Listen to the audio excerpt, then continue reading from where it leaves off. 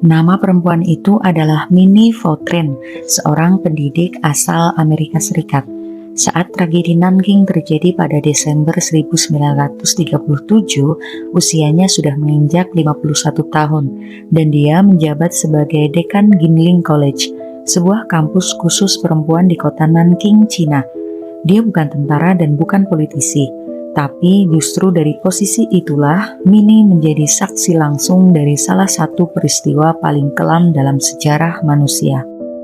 Hey guys, aku Lady Magnifica and you're watching Lady Magnifica Tells Stories.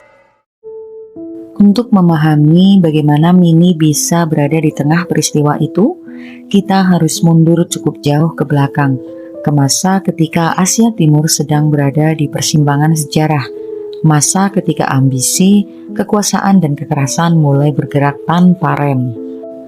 Pada awal abad ke-20, Jepang bukan lagi negara yang tertutup dan defensif. Setelah restorasi Meiji, Jepang berubah cepat menjadi kekuatan militer modern. Industrinya tumbuh, militernya diperkuat, dan paling penting, ambisinya melebar. Jepang ingin menjadi kekuatan utama di Asia, dan untuk itu mereka membutuhkan wilayah, sumber daya, dan pengaruh. Di sisi lain, Cina berada dalam kondisi rapuh. Negara ini terpecah oleh konflik internal, perang saudara, dan lemahnya pemerintahan pusat. Bagi Jepang, Cina terlihat seperti target yang besar, kaya, tapi tidak stabil, dan itu berbahaya. Sejak awal tahun 1930-an, Jepang mulai memperluas pengaruhnya di daratan Cina. Manchuria menjadi wilayah pertama yang jatuh. Dunia internasional bereaksi dengan kecaman, laporan, dan pernyataan resmi, tapi hampir tidak ada tindakan nyata. Jepang memperhatikan itu dengan sangat cermat. Dari situ mereka belajar satu hal penting. Mereka bisa terus melangkah dan tidak akan benar-benar dihentikan. Keberanian itu berubah menjadi agresi terbuka. Pada tahun 1937, konflik antara Jepang dan Cina meledak menjadi perang besar. Pasukan Jepang bergerak cepat, terorganisir, dan tanpa kompromi. Kota demi kota di wilayah timur Cina jatuh ke tangan mereka. Shanghai menjadi salah satu medan pertempuran terbesar. Kota itu bertahan lama dengan perlawanan sengit dari pihak Cina. Tapi ketika Shanghai akhirnya jatuh, jalur menuju ibu kota terbuka lebar. Target berikutnya jelas, Nanking. Nanking bukan kota militer. Nanking adalah sebuah kota tempat orang bekerja, belajar, menikah, membesarkan anak, dan menjalani hidup sehari-hari. Di sanalah pemerintahan Cina berkedudukan. Di sanalah universitas, sekolah, dan lembaga pendidikan berdiri. Ketika pasukan Jepang semakin mendekat, rasa takut menyebar ke seluruh kota. Pemerintah Cina akhirnya mengambil keputusan pahit, yaitu mundur. Pasukan nasionalis ditarik keluar untuk menghindari kehancuran total, tapi keputusan itu memiliki konsekuensi besar. Nanking ditinggalkan tanpa perlindungan nyata. Warga sipil pun panik. Banyak yang mencoba melarikan diri, tapi tidak semua bisa. Kereta penuh, jalanan macet, sungai menjadi satu-satunya jalur keluar. Namun tidak semua memiliki perahu. Sebagian besar warga asing memilih meninggalkan kota. Mereka tahu apa yang akan datang menimpa Nanking, tapi tidak semuanya pergi. Minnie Vautrin memilih bertahan.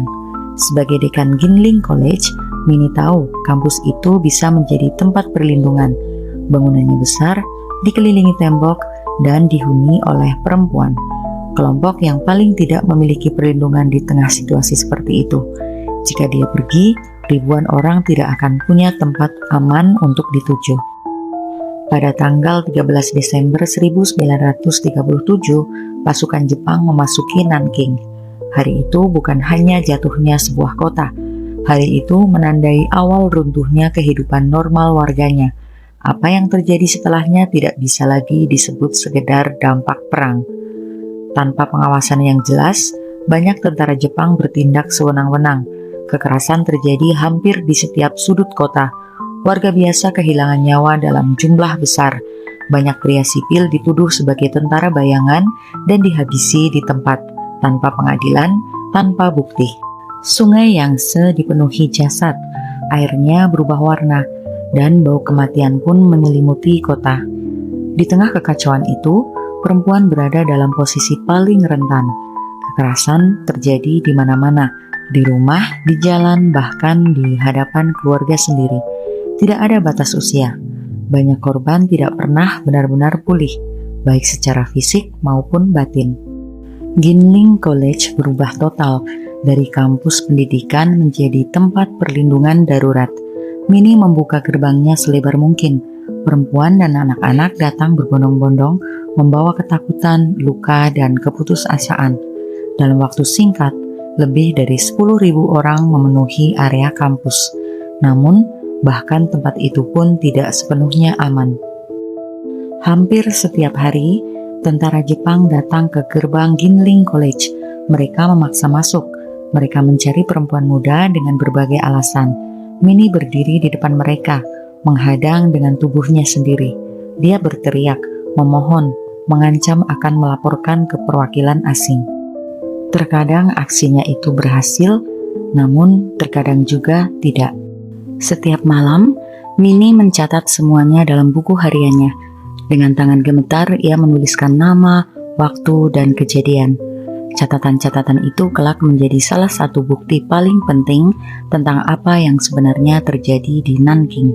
Bukan versi resmi, tapi versi yang dilihat langsung oleh mata manusia. Hari-hari berlalu dalam ketegangan tanpa jeda.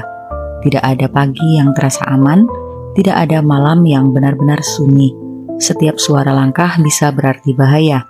Setiap ketukan pintu membuat jantung berdegup terlalu cepat. Di luar kampus, kota terus runtuh. Rumah-rumah dibakar, toko-toko dijarah, dan jalanan dipenuhi ketakutan. Diperkirakan ratusan ribu warga kehilangan nyawa dalam hitungan minggu. Angka pastinya masih diperdebatkan hingga hari ini, bukan karena kurang bukti, tapi karena besarnya terlalu sulit diterima banyak pihak. Minnie tidak pernah mengangkat senjata, tapi keberaniannya menyelamatkan ribuan orang.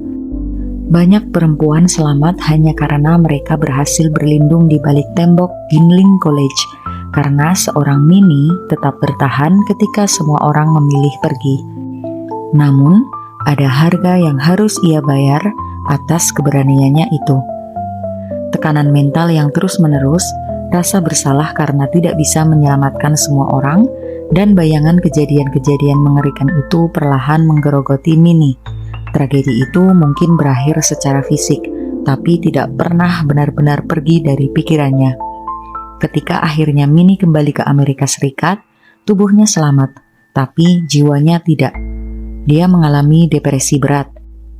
Ingatan tentang Nanking terus menghantuinya, tentang jeritan malam hari, tentang wajah-wajah yang tidak bisa ia lupakan.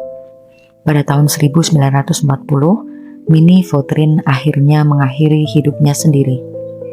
Hari ini, sejarah mengenalnya sebagai Malaikat Nanking, sebuah gelar yang terdengar indah, tapi lahir dari penderitaan yang luar biasa.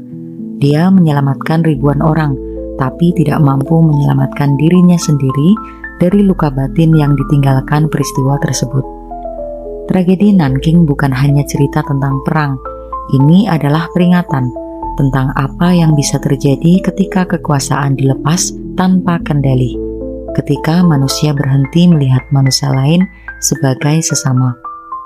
Dan lewat sosok Minnie Vautrin, kita diingatkan bahwa terkadang keberanian terbesar bukanlah menang dalam pertempuran, melainkan tetap berdiri di tengah kegelapan dan memilih melindungi orang lain meski tahu diri sendiri akan hancur karenanya. Sampai jumpa lagi di video-video selanjutnya.